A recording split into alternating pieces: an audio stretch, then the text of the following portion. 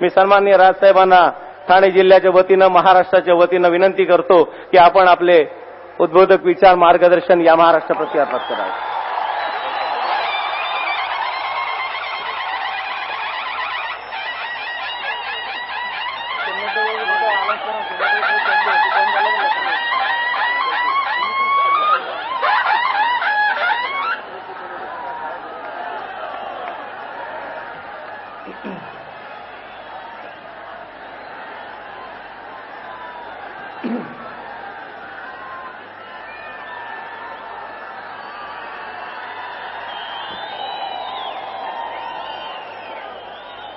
जमलेल्या माझ्या तमाम मराठी बांधवांनो, भगिनींनो आणि मातांनो,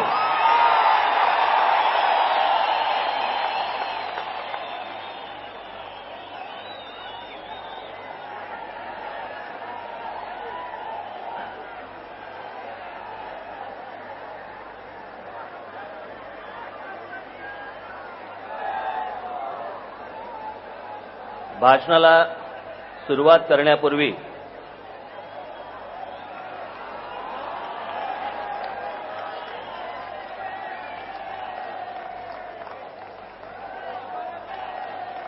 सव्वीस तारखेला अतिरेकी हल्ल्यामध्ये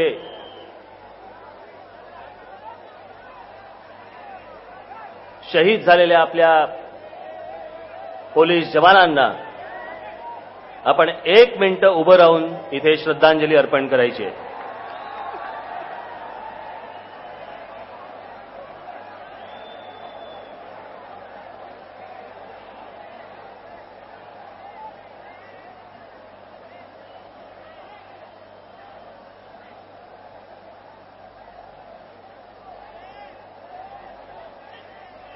धन्यवाद. अनेकांना प्रश्न पडला होता ठाण्यात सभा का घेतली आणि सभा आत्ताच का घेतली. खरं तर काही कारण नव्हतं.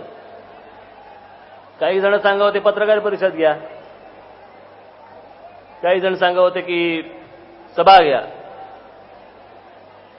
म्हटलं पत्रकार परिषद घेण्यापेक्षा सभा घेतलेली बरी. वेडं वाकडं काहीतरी कानावरती तुमच्या पडण्यापेक्षा थेट तुमच्याशीच बोललेलं काय वाईट.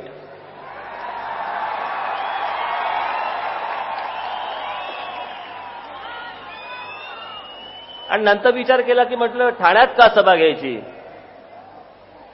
म्हटलं अटक ठाण्यात झाली होती, सभा पण ठाण्यात घेऊन टाकू. आता जिकडे जिकडे अटक होईल तिकडे तिकडे सभा. सरकारने विचार करावा.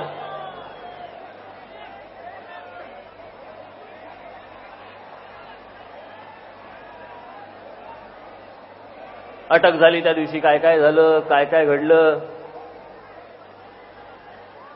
जे घडलं नाही तेच मी वर्तमानपत्रामधून वाचत होतो. एका वर्तमानपत्रामध्ये दिलं तर मला म्हणे सकाळी इंडियन टॉयलेट लागतं का वेस्टर्न टॉयलेट लागतं ह्याच्यावरती पण चर्चा. याला काय बोलायचं आता, जणू का हे धुवायला यायचे.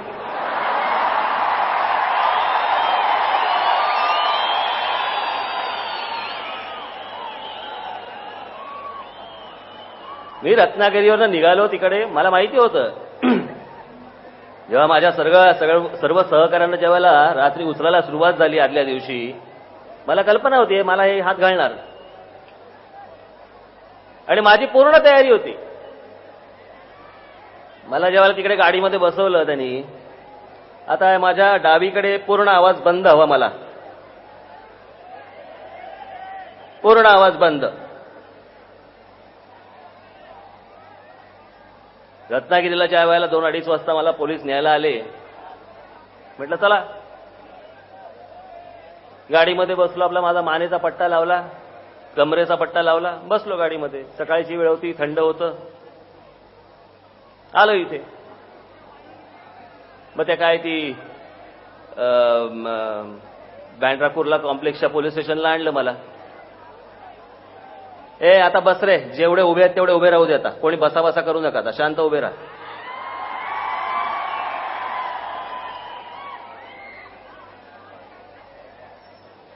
मग तिकडे गेलो. तिथे गेल्यानंतर मला त्या सगळे पोलीस आले. मला बोलले की आता डॉक्टर येतील. म्हटलं डॉक्टर काय करायचं? नाही तपासणार. म्हटलं येऊ दे. मग कोणतरी महिला आल्या. त्यांनी माझा हात हातात घेतला. म्हणजे ब्लड प्रेशर तपासायला.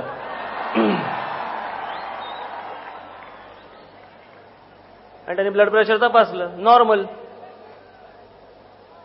तर त्यांना प्रश्न पडला आता काय करायचं. मग तिथे घेऊन गेले कोर्टामधनं मग इथे कल्याणला आलं. जेव्हा ते आणत होते त्याच मला कळलं. राहायची तयारी करूनच आलो होतो मी. महाराष्ट्रासाठी, मराठी माणसासाठी, मराठी भाषेसाठी कितीही वेळा मला जेलमध्ये जायला लागलं तरी कितीही वेळा जेलमध्ये जाईन. पण या विषयापासून तुसभरही मागे मी हटणार नाही. एवढं सगळ्यांनी ध्यानात ठेवावं, सगळ्यांनी लक्षात ठेवावं. आणि तुम्ही तर नक्की रे. तुम्ही म्हणजे हे घेऊन फिरतात ना असे.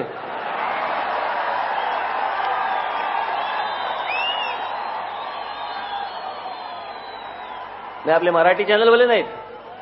हे आपले हिंदीवाले तिथले सगळे. चालू केलं असेल आता. मी एवढं बोलल्यावरती सुरू केलं असेल. फिर रुगला राज ठाकरेने जर झालं तिच्या आयला सुरुवात. यांच्या खाली ब्रेकिंग न्यूज. कशाची ब्रेकिंग न्यूज द्यायची हेही कळत नाही.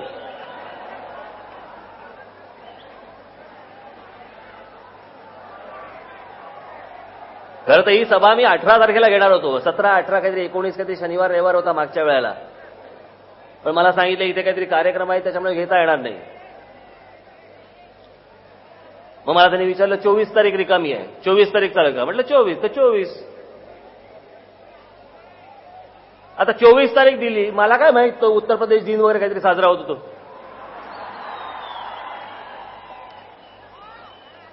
आणि मला एक गोष्टच कळत नाही. अरे त्या उत्तर प्रदेशमध्ये तो दिन साजरा होत नाही. तो इथे काहीही संबंध नाही त्याचा. असा कुठचाही उत्तर प्रदेश दिन नावाची गोष्टच नाहीये. आणि म्हणून मी मागच्या वेळेला जे बोललो होतो ते आजही मी आपल्याला तेच सांगतो की हे इथले जे कोणी नेते आहेत ना, हे आपली आपली स्वतःची ताकद दाखवण्यासाठी एक एक दिवस वाढवतायत. ते असले तुम्हाला ताकद दाखवतायत महाराष्ट्रामध्ये येऊन. या आम्ही किती वाढलो बघा, आम्ही किती पसरतोय बघा. असं काही उत्तर प्रदेश दिनच नाहीये. आणि याच्यावरती हे सगळे राजकारण करत बसणार.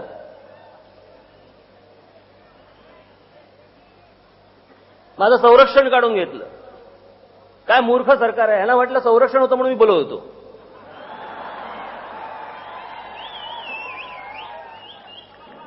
अरे वडिलोपार्जित आलेलं थोबाड येते माझं. त्याचा संरक्षणाशी काय संबंध.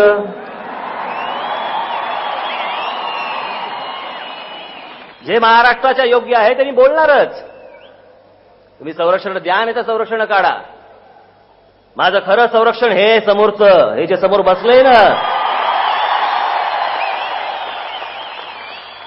हे काय मला सांगतायत.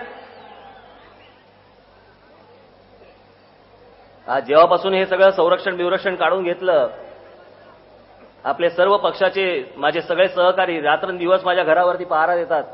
कुठून ऋण फेडणार त्यांचं मला कळत नाही. मी दिवस रात्र बिचारे तिकडे बाहेर बसलेले असतात, घराच्या बाहेर असतात.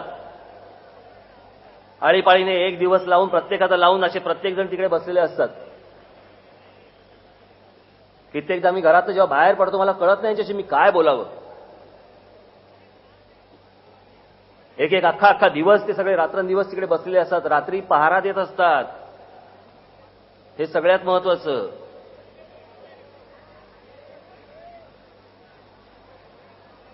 या सगळ्या गोष्टी कशासाठी करतोय, कोणासाठी करतोय. का वेळ लागलं होतं मला. आज पण काही कशाचा कशाला संबंध नाही. सभा घेतली, नोटिसा सुरू. याला कागद जास्ती झाले का यांच्याकडे.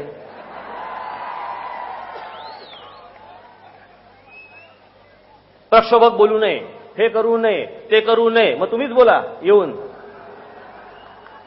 आतापर्यंत मी इतक्या सभा घेतल्या, इतक्या गोष्टी केल्या, मग त्याच्यामध्ये पत्रकार परिषदा झाल्या, माझ्या मुलाखती झाल्या. माझे लेख लिहून झाले, मी सभा घेतल्या, त्या सगळ्या सभा, ती सगळी भाषणं ही सरकारने तपासून झाली. एवढं काही सापडलं नाही त्याच्यात. परत पुढची सभा घेतली की नोटिसा, काही बोललं नाही की भाषण बंदी. मला अजूनही कळलं नाही, ज्या वेळेला या देशामध्ये बाबरी मशीद पडली, 92-93ची दंगल झाली, बॉम्बस्फोट झाले, त्यावेळेला देखील या देशामध्ये कधी कुठच्या नेत्यावरती भाषण बंदी लागली नाही. ती फक्त एकट्या राज ठाकरेवर, फक्त माझ्यावरती भाषण बंदी.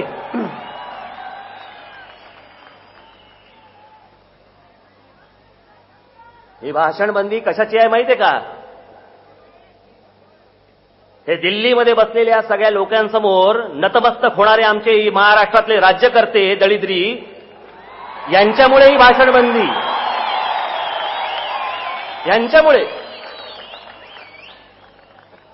मी परवा दिवशी ठाणे कमिशनर, पोलीस कमिशनर, त्यांना मी फोन केला, परवानगीच देत नव्हते. म्हटलं अहो आता काय झालं? नाही पण ते जरा थोडंसं सांभाळून. म्हटलं काय सांभाळून? कधी नाही सांभाळून बोललो म्हटलं मी.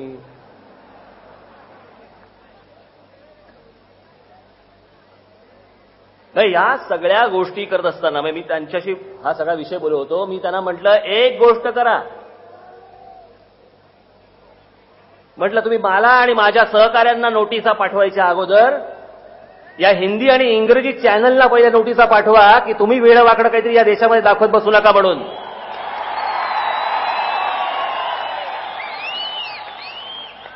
यायला समजत नाही तर विचारून तर घ्या ना टाकायच्या अगोदर. मराठी भाषा कळत नाही, वाटेल ते ट्रान्सलेशन करून टाकत असतात आणि मग उगला राज ठाकरेने जाहीर.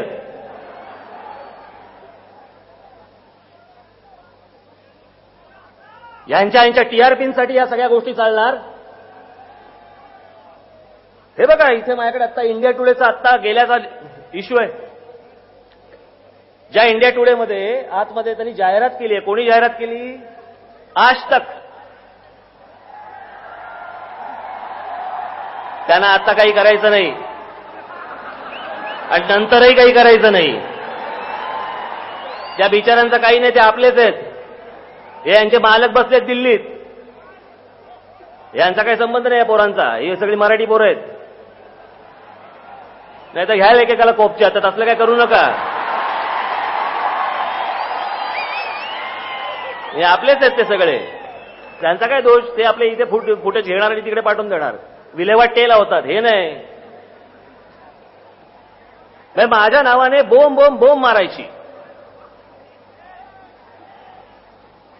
हिटलर काय म्हणायचं, काय अजून काय वाटेल ते म्हणायचं, मला काय फरक पडतो? दिवसभर आपला माझाच थोबाड.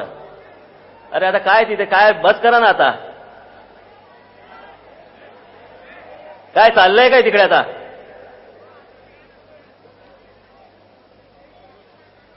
बस झालं आता, खूप झालं तुमचं. तिकडे शांत बसा पहिले.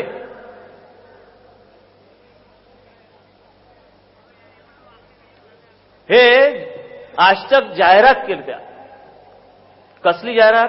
टीआरपी रेटिंगची. सर्वात जास्ती TRP, leadership powered by consistency, अशी त्याची हेडलाईन. आणि मग त्याच्यामध्ये खालपासून वरपर्यंत टीआरपी सर्वात जास्ती कोणाचा? मग त्याच्यामध्ये Aaj Tak, Zee News, Star News, India TV, NDTV India, IBN 7, CNN IBN, Times now.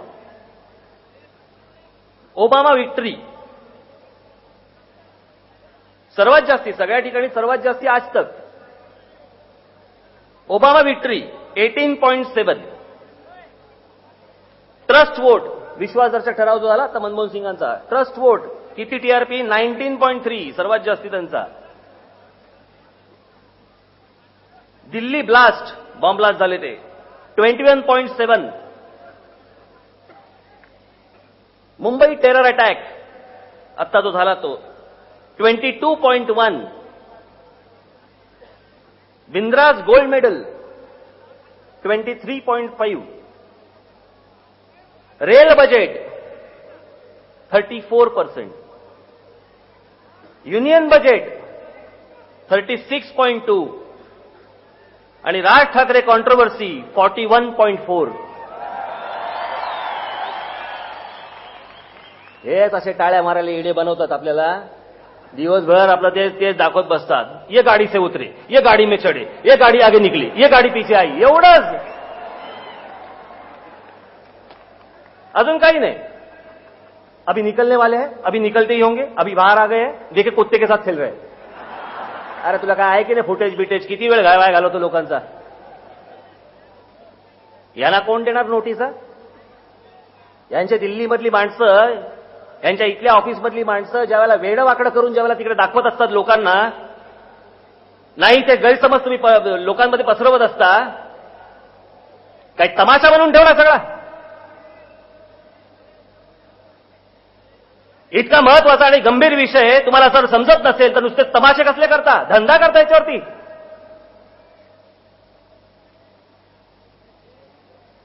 26 तारखेला देखील त्या ताज आणि ओबेरॉयमध्ये जे काही घटना घडली, तमाशा करून ठेवला सगळा. याला कोणी बोलायचं नाही. यांच्या तोंडाला येईल, यांच्या मनाला वाटेल ते यांनी करत बसायचं आणि देशाने भोगत बसायचं. काहीच लाजा वाटत नाही ना. तिथे अतिरेकी शिरलेत आणि सांगतायत काय, पहिले खबर हमने दी. याच्यात पण कॉम्पिटिशन.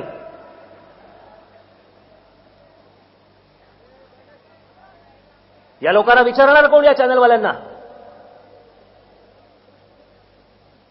मी खास हे जे बोलतोय हे सगळे हिंदी आणि इंग्रजीवाले.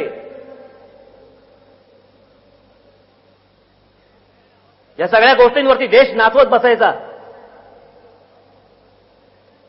आणि याला कोणीच काही विचारायचं नाही. त्या ताजमध्ये ज्यावेळेला अतिरेकी शिरले, त्यातल्या आतल्या एका अतिरेक्याबरोबर ह्यांचा माणूस फोनवर बोलतोय, जो पोलिसाला नाही सापडत तो ह्यांना सापडतो. नंबर कुठून रे मिळाला तुम्हाला? तुमचे काय अतिरेक्यांशी संबंध आहेत का?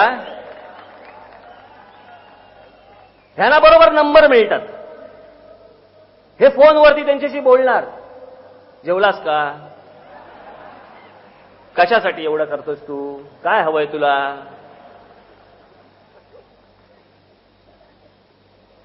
हे अतिरेक्यांशी बोलणार फोनवरनं आणि आमचे बाहेर पोलीस मरणार. आणि त्याच्यामध्ये हे वरती परत पसरवणार काय? हेच आम लोकांमध्ये मेसेजेस काय पाठवायचे? Where is Raj Thackeray? Here is Raj Thackeray.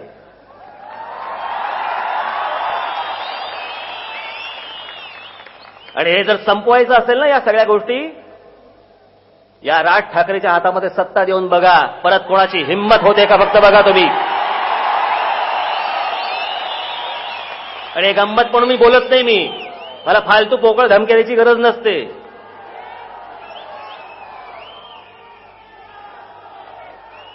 मी विषय कुठचा काढतोय, मी बोलतोय कोणत्या गोष्टी, मी या राज्याच्या गोष्टी बोलतोय, मी या मराठी माणसाच्या गोष्टी बोलतोय, मी या मराठी भाषेच्या गोष्टी बोलतोय. तिथे आधी घुसले अतिरेकी. Wear is Raj Thackeray?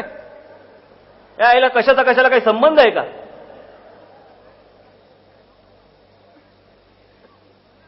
ह्या सगळ्या गोष्टी हे ठरवणार. त्या उत्तर प्रदेश मध्ये जाऊन अमिताभ बच्चनांनी प्रचार केला होता. मागे बोललो होतो ना मी 3 मेला, उत्तर प्रदेश में है इतना दम, यहां है क्योंकि गुन्हेगारी कम. आता मायावतींच्या वाढदिवसाला खून झाला. विचारलं का उत्तर प्रदेशमध्ये वेअर इज अमिताभ बच्चन म्हणून? कारण ह्यांचा अजेंडा सेट झालेला आहे या सगळ्या लोकांचा, दिल्लीच्या लोकांचा. ह्यांचं कामच आहे मुंबई स्वतंत्र करायची महाराष्ट्रापासून. हा एकमेव अजेंडा आहे.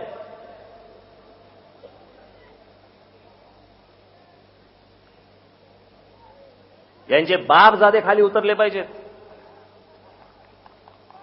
मुंबई महाराष्ट्रापासून स्वतंत्र करण्याची तुम्ही फक्त गोष्ट करूनच तर बघा. पण बाबांनो, यांचं सगळं चाललंय ना ज्या पद्धतीने, वाईट या गोष्टीचं वाटतं मला की आपल्याकडचे राज्यकर्ते आणि आपल्याकडचे विरोधी पक्ष हे सगळं ज्या वेळेला संसदेमध्ये बोंबलत होते, त्या लालू प्रसाद यादव आणि तो कोणतो नितीश कुमार आणि तो अजून कोण होता तो पासवान, त्याला बघितलं किंवा असं वाटतं आंघोळ करतो की नाही.